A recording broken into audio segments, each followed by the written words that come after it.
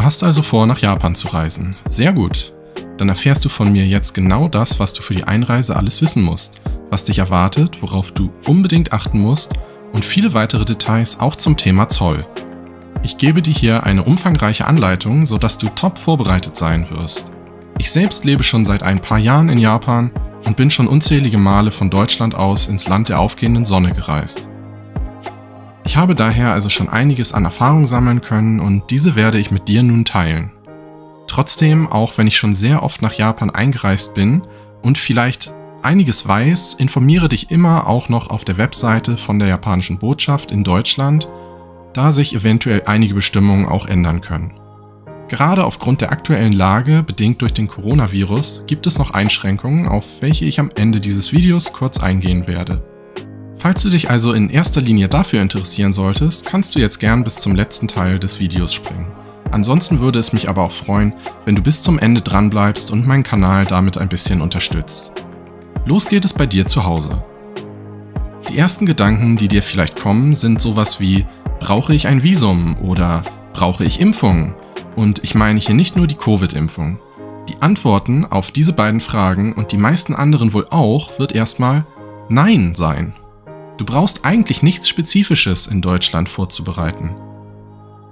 Alles, was du brauchst, ist nur einen gültigen Reisepass und einen Kugelschreiber im Handgepäck, kein Bleistift, kein Filzstift. Es muss ein Kugelschreiber sein, aber dazu später mehr. Und bevor ich jetzt weiterrede, möchte ich noch kurz einmal darauf hinweisen, dass diese Anleitung nur für touristische Reisen und Personen mit einem deutschen Pass so funktioniert. Mit deinem gültigen deutschen Reisepass brauchst du vorab kein Visum beantragen, solange dein Aufenthalt in Japan nicht länger als 90 Tage dauert. Falls du eine Reise geplant hast, die 90 Tage überschreiten sollte, erkläre ich dir später im Video, was du genau machen musst.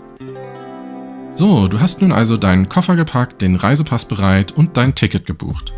Mehr Vorbereitung ist für eine Urlaubsreise nach Japan normalerweise nicht nötig. Jetzt brauchst du nur noch in das Flugzeug steigen und es kann losgehen. Weiter geht es dann kurz vor deiner Ankunft. Hier gibt es eine Menge zu beachten. Im Regelfall bekommst du noch im Flugzeug ca. 1 bis 1,5 Stunden vor der Landung 2 sehr wichtige Karten zum Ausfüllen. Dafür brauchst du dann auch den Kugelschreiber aus deinem Handgepäck, da diese leider nicht verteilt werden. Die Karten sind einmal die Einreisekarte und dann die Zollkarte. Ich habe aber auch schon erlebt, dass die Karten nicht ausgeteilt wurden. In diesem Fall keine Panik, nach deiner Ankunft am Flughafen hast du auch noch die Möglichkeit, diese Karten an verschiedenen Tischen kurz vor der Passkontrolle in Ruhe auszufüllen. Die Karten stehen dort für alle frei zur Verfügung, selbst wenn du dich verschrieben haben solltest, kannst du eine neue Karte ausfüllen, es gibt da kein Limit, also ganz beruhigt, einfach entspannt das Ganze angehen. Im Flugzeug bekommst du aber eigentlich nur eine. Ich war noch nie selber in dieser Situation, auf Nachfrage könnte man aber, denke ich mal, auch noch eine 2. oder 3. Karte im Flugzeug bekommen. Ist aber auch wie bereits erwähnt nicht so schlimm, im Notfall machst du das alles nach deiner Ankunft. Jetzt aber zu der ersten Karte. Die Einreisekarte sieht so aus. Hierbei ist nur die Vorderseite zu beachten und auszufüllen. Wir machen das jetzt einmal gemeinsam. Zuerst den Vor- und Nachnamen gut leserlich. Ob komplett in Großbuchstaben oder gemischt ist dabei egal. Dann dein Geburtsdatum, deine Adresse in Deutschland, den Grund deiner Reise, in unserem Fall also Tourismus, und die Flugnummer des letzten Fluges hier. Falls du mehrmals umgestiegen sein solltest und mit mehreren Fluggesellschaften angereist bist, was sehr wahrscheinlich ist, kann es sein, dass ein und derselbe Flug mehr als eine Nummer hat. Dabei ist es egal, welche Nummer du aufschreibst. Wichtig ist, dass es eine der Nummern des letzten Fluges ist. Also wenn du zum Beispiel von Hamburg über London nach Tokio fliegst, nimmst du nur eine der Nummern des Fluges von London nach Tokio. Dann noch die geplante Aufenthaltsdauer und die Adresse und Telefonnummer deiner ersten Unterkunft in Japan. Falls du eine Rundreise geplant haben solltest, sind alle weiteren Hotels egal. Bei der Einreise ist nur der erste Ort wichtig. Als nächstes siehst du hier unten noch 3 Fragen. Diese solltest du alle verneinen können. Ansonsten kann es sein, dass dir die Einreise verweigert wird. Was genau passiert, wenn du nicht ganz ehrlich bist oder doch Ja irgendwo ankreuzen solltest, kann ich leider nicht genau sagen. Du wirst aber mit Sicherheit große Schwierigkeiten bekommen und im Zweifel wieder nach Hause fliegen müssen. Und nach einer wahrscheinlich 22-stündigen Anreise ist das wohl das Letzte, was man möchte. Und am Ende natürlich Unterschreiben nicht vergessen.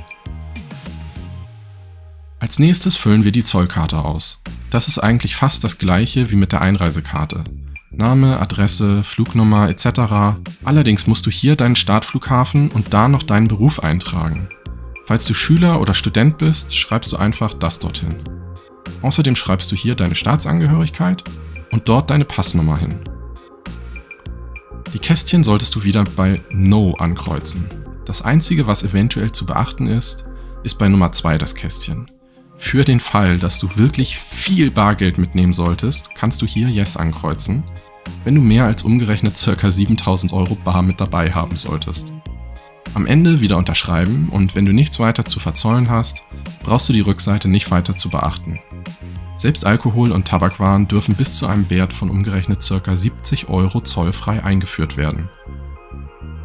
Gehen wir nun also davon aus, dass du im Flugzeug schon alles ausgefüllt hast und am Flughafen endlich gelandet bist. Du gehst jetzt durch das Flughafengebäude und folgst dem Weg bis zur Passkontrolle. Dort angekommen gibst du dem Grenzbeamten deine Einreisekarte und es werden Fingerabdrücke genommen und ein Foto von dir gemacht. Das geht relativ schnell. Wenn es keine Komplikationen gibt, dauert das Ganze nur 1 bis 2 Minuten und du bekommst einen Stempel in deinen Pass. An dieser Stelle schon mal herzlichen Glückwunsch. Du hast es geschafft, nach Japan einzureisen. So einfach geht's. Du bist aber noch nicht ganz fertig. Du hast noch nicht dein Gepäck geholt und musst noch durch den Zoll. Also zu früh gefreut. Ab jetzt geht es richtig schwierig weiter. Kleiner Spaß. Nein, jetzt ist eigentlich schon alles vorbei. Du holst jetzt nur noch dein Gepäck und musst dich dann entscheiden, ob du zum grünen oder zum roten Schalter gehst. Zum roten gehst du nur, wenn du etwas zu verzollen hast. Als normaler Tourist aber gehst du vermutlich zum grünen Schalter. Dort angekommen gibst du dem Zöllner deine Zollkarte und dir werden ein paar Fragen auf Englisch gestellt. Für den Fall, dass dein Englisch nicht so gut ist, solltest du dir wenigstens diese 3 Fragen gut merken. Why are you coming to Japan? Also warum kommst du nach Japan? How long are you staying? Also wie lange bleibst du? Und Why do you like Japan? Also warum du Japan magst. Da du zum ersten Mal nach Japan einreist, wird anschließend auf jeden Fall dein Gepäck überprüft. Solange du aber nichts Verbotenes dabei hast, brauchst du dir keine Sorgen zu machen. Ich bin schon oft durch den Zoll nach Japan eingereist und die Zöllner waren immer sehr entspannt und freundlich. Um dich auf alles top vorzubereiten, gehen wir jetzt ein bisschen tiefer aber in die Materie und ich erkläre dir, was alles erlaubt ist oder besser gesagt, was nicht und was du beim Einführen von Dingen nach Japan unbedingt wissen musst. Erstens. Das wahrscheinlich Offensichtliche, was du auf gar keinen Fall mitbringen darfst und was zur sofortigen Ausweisung führt. Ich denke, dass diese Artikel keiner weiteren Erklärung bedürfen, daher zähle ich sie jetzt einfach kurz einmal für dich auf. Die Artikel sind frische bzw. unverpackte tierische Lebensmittel wie Fleisch und Käse, Drogen, Waffen und auch Messer mit einer Klinge länger als 7 cm, explosive Stoffe und einige Chemikalien. Außerdem Falschgeld, Plagiate und Dinge, die gegen ein Patent oder geistiges Eigentum verstoßen. Kinderpornografie ist selbstverständlich auch verboten, zudem ist es auch nicht gestattet, Powerbanks mit mehr als 100 Wattstunden mitzubringen. Kommen wir zum nächsten Punkt. Es gibt einige Waren, welche du einführen darfst, aber nur mit Genehmigung. Diese Waren sind Jagdwaffen, Schwerter und ähnliches, einige geschützte Tier- und Pflanzenarten und Produkte, die aus diesen Arten hergestellt wurden, außerdem verschreibungspflichtige Medikamente. Dieses Thema ist etwas komplexer und ich möchte mich dazu auch nicht im Detail äußern. Du kannst dich dazu aber zum Beispiel in der japanischen Botschaft erkundigen oder dich auf deren Website durchklicken. Dort findest du alle Informationen, die du dazu benötigst. Wenn du dir trotzdem nicht sicher bist, kannst du auch im Konsulat oder in der Botschaft anrufen. Mir haben die Leute dort immer weiterhelfen können. Nicht verschreibungspflichtige Medikamente darfst du ganz normal im Handgepäck mitbringen. Dazu gehören unter anderem Magentabletten wie zum Beispiel Talzid und Schmerzmittel wie Ibuprofen und Paracetamol. Diese darfst du ohne Genehmigung in kleinen Mengen für den Eigengebrauch mitbringen. Die Tabletten sollten allerdings in der Originalverpackung sein, lose Tabletten können ein Problem darstellen. Außerdem gibt es noch einige Medikamente, welche in Mengen unter einer Monatsmenge ohne Genehmigung eingeführt werden dürfen, in größeren Mengen aber eine Einfuhrerlaubnis benötigen. Dazu zählen zum Beispiel die Antibabypille, Inhaliergeräte, Tramadol und auch Fertigspritzen. Wenn du aber nur für einen kurzen Urlaub kommst, sollte das meinen Recherchen nach ohne Genehmigung einzuführen sein. Für medizinische Geräte gilt eine ähnliche Regelung. Da es hierbei aber je nach Gerät und Erkrankung unterschiedliche Vorgaben gibt, kann ich hier nicht weiter darauf eingehen.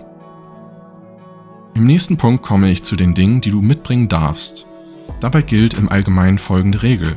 Du darfst einführen, was für deinen persönlichen Gebrauch bestimmt ist, also Kleidung, Kameras, Notebooks, Hygieneartikel etc. Allerdings alles in Maßen und du darfst mitgebrachte Sachen auch nicht in Japan verkaufen, wobei das wohl kaum zu überprüfen ist.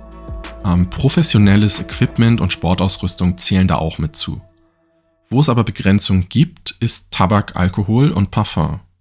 Dazu komme ich gleich. Vorher möchte ich noch darauf hinweisen, dass du in Japan über 20 Jahre alt sein musst, um Alkohol und Tabak konsumieren zu dürfen. Vergesse das bloß nicht, falls du erst 18 oder 19 bist. Und das gilt auch für Bier, das ist auch erst ab 20. In Japan wird nicht unterschieden zwischen Bier und starkem Alkohol. Jetzt aber zu den Mengen, die du dabei haben darfst. Zollfrei sind 3 Flaschen Alkohol, je maximal 0,76 Liter und 400 Zigaretten, 100 Zigarren oder 500 Gramm Tabak. Falls du verschiedene Tabakprodukte mitbringen möchtest, gilt die Obergrenze von insgesamt 500 Gramm. Alles, was diese Mengen überschreitet, muss beim Zoll angemeldet werden. Sprich, du gehst nicht durch den Grünschalter am Flughafen, sondern gehst zum roten. Die Zollfreigrenze für Parfum liegt bei 2 Unzen, also ca. 60 Milliliter, was wirklich nicht viel ist. Achte darauf. Ich kann dazu allerdings aus relativ sicherer Quelle sagen, dass die Zöllner nicht so sehr kontrollieren. Parfum scheint einfach nicht so interessant zu sein. Falls du also mit einem Haufen Parfum à la Jeremy Fragrance nach Japan fliegen möchtest, würde ich einfach mal so sagen, versuch's. Aber sei dir der eventuellen Konsequenzen bewusst. Für das Überschreiten der Zollfreimenge musst du nämlich Gebühren bezahlen. Diese variieren je nach Produkt, sind aber meiner Meinung nach noch recht mäßig. Für Whisky zum Beispiel zahlt man 600 Yen pro Liter und für Bier 200 Yen pro Liter Strafe. Bei Zigaretten sieht das Ganze schon etwas anders aus. Da bezahlst du mindestens 2300 Yen und dann immer so weiter für jeweils 200 Zigaretten. So, damit wäre der Zoll auch abgehakt. Jetzt möchte ich dir erklären, wie du länger als 90 Tage in Japan Urlaub machen kannst. Es gibt nämlich die Möglichkeit, deinen Aufenthalt einmal um 90 Tage auf insgesamt 180 Tage zu verlängern. Ich meine, 90 Tage ist ja auch wirklich nicht genug, um ein bisschen Urlaub zu machen. Also für diejenigen, die einfach nicht genug vom Heimatland Hello Kitties und Co. bekommen können, wird es nun interessant. Dazu musst du einfach zu der Einwanderungsbehörde an deinem Aufenthaltsort gehen und eine Verlängerung deines Aufenthalts beantragen. Meinen Recherchen nach ist eine Verlängerung aber nicht garantiert. Kümmere dich also rechtzeitig darum, damit du im schlimmsten Fall nicht noch abgeschoben wirst. Außerdem sollte dir klar sein, dass du, wenn du nicht gerade in Tokio oder Osaka bist, eventuell Japanischkenntnisse brauchst, um dich mit den Leuten bei der Behörde verständigen zu können.